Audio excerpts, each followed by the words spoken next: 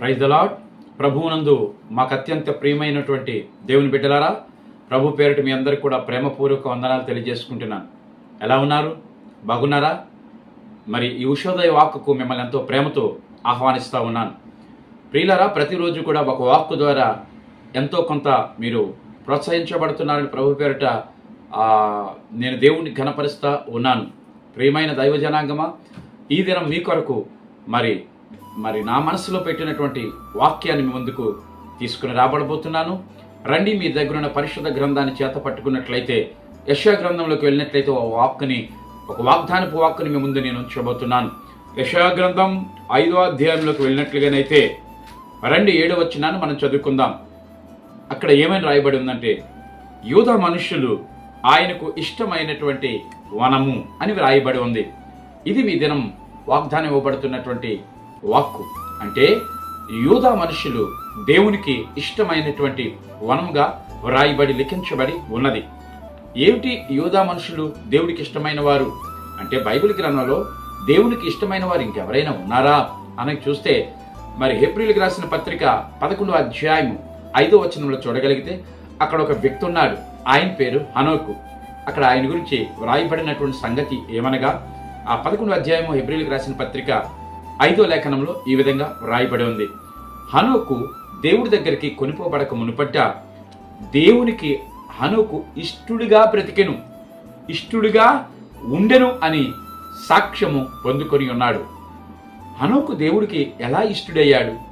ఇక్కడ యూదా జనాంగం దేవునికి ఎలా ఇష్టుడయ్యారు అని మాటకి మనం జాగ్రత్తగా మీరు ఆలోచన చేయగలిగితే, దేవుడి చేత మనం ఇష్టుడు అనిపించుకోవాలంటే యూదా జనము దేవునికి ఇష్టమైన వనము.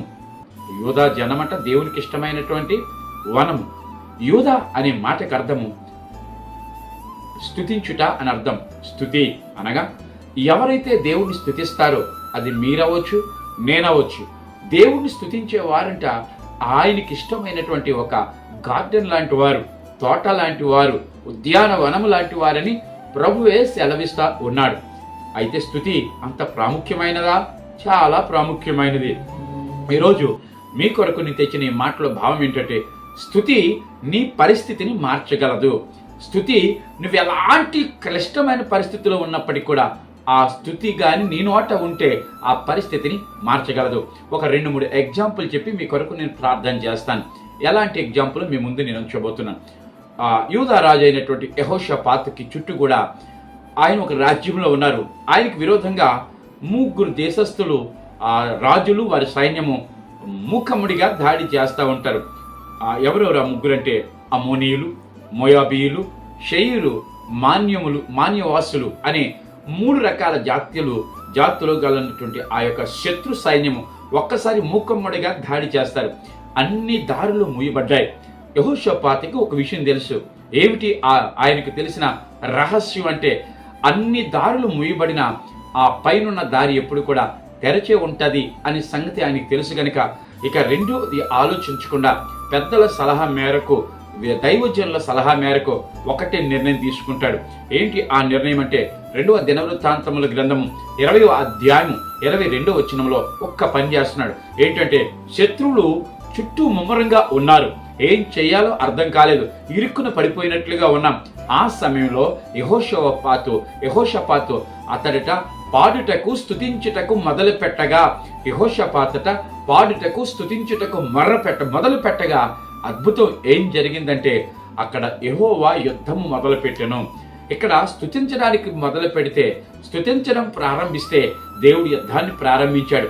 దేవుడు ఎలా యుద్ధం చేశాడంటే, ఆయుధాలను ఉపయోగించలేదు, లేకపోతే దేవదూతను తీసుకొని రాలేదు. కానీ ఎవరైతే యెహోషాపాతు మీదకి దండెత్తి వచ్చారో ఆ 3 రాజుల, ఆ 3 సైన్యాలు ఒకరిలో ఒకరికి ఒక విభేదం కలిగించి వారిలో వారి పొడుచుకొని చచ్చేటట్లుగా దేవుడు ఆ విధమైనటువంటి ఆ సన్నివేశాన్ని క్రియేట్ చేశాడు. ప్రియులారా, ఇక్కడ ఎందుకు అలా శత్రువు మీద జై జీవితం వచ్చిందంటే, స్తుతి నీ వశమైతే నీ పరిస్థితి ఎలాంటిదైనా మార్చగలిగినటువంటి దేవుడు నీ దేవుడు, నా దేవుడు. కనుక ఎలాంటి క్లిష్టమైన పరిస్థితుల్లోనైనా నీ నోట్లో స్తుతి వస్త్రం ఉంటే అద్భుతం చేస్తాడు దేవుడు. ఆ స్థితిని ఇంకొక స్థితిగా మార్చగలిగినటువంటి సమర్థుడు. దేవునికి మహిమ కలుగును గాక. ప్రియమైన దైవ జనాంగమ, ఇంకొక సంగతి కూడా మీకు తెలియజేస్తాను. యోబు జీవితంలోకి వస్తే, యోబు ఆ ఊజు దేశంలోనంట అతని వంటి ఆసామి కానీ భూస్వామి కానీ లేడు. అతడు చాలా సౌభాగ్యవంతుడు, ధనవంతుడు. అలాంటి యోబు జీవితంలో దేవుని చేత పరిశోధించబడుతున్నాడు. ఒక పక్క, మరొక పక్క సాతాను చేత శోధించబడుతున్నాడు. అలాంటి సమయంలో ఒక్కసారిగా యోబు జీవితంలో రాజరాగా ఉన్నటువంటి యోబు జీవితం ఒక్కసారిగా కింకరుడిలాగా మారిపోయింది. ఒక్క దినమందే ఆస్తులు పోయాయి. అదే దినమందు అందుకొచ్చే బిడ్డలు పోయారు. అదే దినమందు ఆయన ఆరోగ్యం పాడైపోయింది. అదే దినమందు ఇక అందరూ కూడా, స్నేహితులైనటువంటి వారు కూడా దూషించడం ప్రారంభిస్తూ ఉన్నారు. అన్నీ పోయాయి. ఇక అందుకొచ్చే పిల్లలు చనిపోయారు. కానీ ఆలి అనగా తన భార్య దగ్గరకు వచ్చి ఏమంటుంది తెలుసా? అన్నీ పోయాయి, చివరికి ఆరోగ్యం కూడా పోయింది, ఇంకా బ్రతికి నువ్వేం చేస్తావని ఒక మాట, వ్యతిరేకమైన మాట పలుకుతుంది. ఇక నువ్వు చనిపోవడమే బెటర్. దేవుణ్ణి దూషిస్తే దేవుడే చంపేస్తాడు, నువ్వు చనిపోతావు, కనుక నువ్వు దేవుణ్ణి దూషించి చావరాదా అనగానే దేవుడు ఆ యొక్క యోబు అంటాడు, చక్కని ప్రత్యుత్తరం ఇస్తాడు. యోబు గ్రంథం 1వ అధ్యాయము 21వ లేఖనంలో మాట్లాడుతూ ఉన్నాడు యోబు. నీవు ఎందుకు ఇలా మాట్లాడుతున్నావు? మూర్ఖురాలు మాట్లాడినట్లు మాట్లాడరాదు. ఎందుకో తెలుసా? యెహోవా ఇచ్చెను, యెహోవా తీసుకునెను, యెహోవా ఇచ్చెను, యెహోవా తీసుకునెను, ఆయనను ఆయన నామమునికే స్తుతి కలుగునుగాక అని స్తుతి గీతాన్ని ఆలపించాడు. ప్రియులారా, ఆ స్థుతి అతని స్థితిని మార్చిందనడానికి ఎగ్జాంపుల్ ఏంటో తెలుసా? ఇదిగో, ఆయన స్తుతించిన వెంటనే ఏ స్నేహితులైతే దూరమయ్యారో ఆ స్నేహితుడు మరలా దగ్గర రావడం ప్రారంభించారు. ఏ ఆస్తి అయితే పోయిందో ఆస్తి మరలా తిరిగి రావడం ప్రారంభించింది. పిల్లలు పోగొట్టుకున్నారు, కానీ మరలా తిరిగి పిల్లల్ని ఈ దేవుడిచ్చాడు. ఆరోగ్యాన్ని పోగొట్టుకున్నాడు, తిరిగి ఆరోగ్యాన్ని పోగొట్టుకున్నాడు. ఎంతకుముందు ఏదైతే ఉందో దానికంటే రెట్టింపు ఐశ్వర్యము, ఆస్తి, పిల్లలు అందరినీ కూడా పొందుకొని ఉన్నాడు. దేవునికి స్తోత్రం కలుగును గాక. అన్నాను కదా, దేవుడు మాట్లాడేది కదా. స్తుతి నీ పరిస్థితిని మార్చగలదు. కాబట్టి యెహోషాపాతుకి స్తుతించినప్పుడంట జయ జీవితం ఇచ్చాడు, విజయ దుంది వినాదం మోగించాడు. రెండవదిగా యోబు జీవితంలో తనకు పోగొట్టుకున్నవన్నిటికీ రెట్టింపు ఆశీర్వాదాన్ని పొందుకొని ఉన్నాడు. ప్రైజ్ ద లార్డ్, హల్లెలూయా. అదే క్రమంగా చూడగలిగితే స్తుతి మనకున్న బంధకాలన్నీ కూడా విడగొట్టగలదు. ఎగ్జాంపుల్ చెప్పాలంటే పౌలును, శిలను ఆ యొక్క చెరసాలు వేసి బొండలతో బిగించేశారు. అలాంటి టైంలో అర్ధరాత్రి వేళ పౌలు, శిలలు, అతనితో ఉన్న ఖైదీలు కూడా దేవుణ్ణి పాడుటకు, స్తుతించుటకు మొదలు పెట్టగా ఆ చెరసాలకు ఉన్నటువంటి సంఖ్యలన్నీ విడిపోయాయి. ఆ యొక్క తాళాలన్నీ విడిపోయాయి. వీళ్ళ చేతికున్న సంఖ్యలు విడిపోయాయి. కాబట్టి ఏమర్థమవుతుంది? స్తుతి అలాంటి పరిస్థితినైనా మార్చగలదు. హల్లెలూయా. దుర్భేద్యమైనటువంటి ఆ ఎరుకో కోటగోడలు ఎవ్వరు కూడా ఏం చేయలేరు. అంత వెడల్పు కలిగినటువంటి ఎరుకో కోటగోడలు. కానీ ఇశ్రాయేలీయులు స్తుతించినప్పుడంట ఆ స్తుతికి ఈ యొక్క గొప్ప దుర్భేద్యమైనటువంటి ఆ యొక్క ఆ చుట్టూ ఉన్నటువంటి ఆ కోటగోడ పేక మేడలాగా కూలిపోయింది. ఏ దుర్గము నిన్ను ఇబ్బంది పెడుతుంది, ఏ యొక్క అపవాది యొక్క దుర్గాలు, గోడలు నిన్ను ఇబ్బంది, ఎంతో పటిష్టంగా ఉండి నిన్ను ఇబ్బంది కలిగిస్తున్నాయేమో నా దేవుడు మాట్లాడుతున్నాడు. ఎలాంటి క్లిష్టమైన పరిస్థితి అయినా, ఎలాంటి దుర్భేద్యమైనటువంటి సమస్య అయినా నువ్వు స్తుతించు, నీ స్థుతిలో శక్తి ఉంది. ఆ కోట గోడలు పేక మేడలా కూలిపోతాయని దేవుడే మాట్లాడుతూ ఉన్నాడు. హల్లెలూయా. దేవునికి మహిమ కలుగును గాక.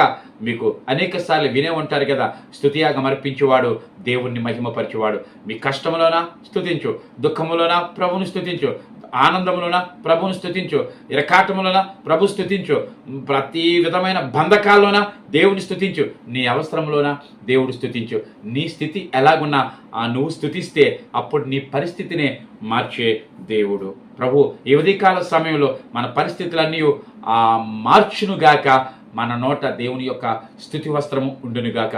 అట్టి కృపాక్షేమములు వింటున్న మీకు, చెప్పుతున్న మాకు ఆయన కృపాక్షేమములు సదాకాలం మనకు తోడై ఉండి నడిపించునుగాక. ఆమేన్. తలలు వంచండి, ప్రార్థన చేసుకుందాం. కృపా సత్య సంపూర్ణుడైన మా పరలోకపు ప్రియ తండ్రి, మీ పరిశుద్ధ ఘనమైన నామమునికి కృతజ్ఞతాస్తుతులు చెల్లిస్తున్నాం. ఇదిగో నాయన ప్రభా, ఈ ఉషోదయ వాక్కు ద్వారా అయా నువ్వు మాట్లాడావు. అయా తండ్రి, యోధా వారంట నీకు ఇష్టమైనటువంటి వనము అన్నావు, స్తుతించు వారంటే నీకు ఇష్టం అన్నావయ్యా. అయా ప్రభు, స్తుతిస్తే జయ జీవితాన్ని ఇస్తానన్నావు, స్తుతిస్తే నీ పరిస్థితులు మారుస్తానన్నావు, స్తుతిస్తే పోగొట్టుకున్న వాటికి 2 రెట్లు ఇస్తానంటున్నావు, స్తుతిస్తే నీ బంధకాలన్నీ ఉడగొడతానంటున్నావయ్యా. ప్రభువా మా నోట నిరంతరము స్తుతి వస్త్రం ఉండేటట్లు కృప చూపించండి. ఇదిగో నీ బిడ్డలు ఎంతమంది అయితే ఏకీభవించారు, ఏ బంధకాలతో, ఏ కష్టముతో, ఏ ఇబ్బందులతో, ఏ ఇరుకులతో ఉన్నారు, వారికి ఉన్న ప్రతి బంధకాల నుంచి విడుదల చేసి వారి పరిస్థితులను మార్చి ఆరోగ్యకరంగా, ఆనందకరంగా ఉండేటట్లు సహాయం చేయమని, సమస్త ఘనత, మహిమ, ప్రభావాలు పొందుకుంటారని యేసయ్య శ్రేష్టమైన నామమున స్తుతించి ప్రార్థించి పొందుకొని ఉన్నాము మా పరలోకపు ప్రియ తండ్రి. ఆమేన్. ఇప్పుడు మన పరమ తండ్రి దేవుని యొక్క ప్రేమయు, కుమారుడైన యేసు క్రీస్తు వారి యొక్క కృపయు, పరిశుద్ధాత్మని యొక్క అన్యోన్య సహవాసము, సమాధానమును సదాకాలము తోడైండి నడిపించునుగాక. Amen, amen, amen. May God bless you. ప్రియులరా, మరి ప్రతిరోజు మీరు చూస్తున్నటువంటి ఈ యొక్క ఉషోదయ వాక్కుని మీరు లైక్ చేయండి. కొంతమంది షేర్ చేయడం మర్చిపోతున్నారు, అనేకులకు షేర్ చేయండి. ఇంకా మరి కొంతమంది సబ్స్క్రైబ్ చేయకుండా ఉన్నారు. మీరు ప్రతిదినము అన్ని మా నోటిఫికేషన్స్ మీకు రావాలంటే సబ్స్క్రైబ్ చేయండి. ఆయన కృపాక్షేమములు సదాకాలం దేవుడు మనకు అనుగ్రహించుగాక. Amen, amen. May God bless you. Praise the lord.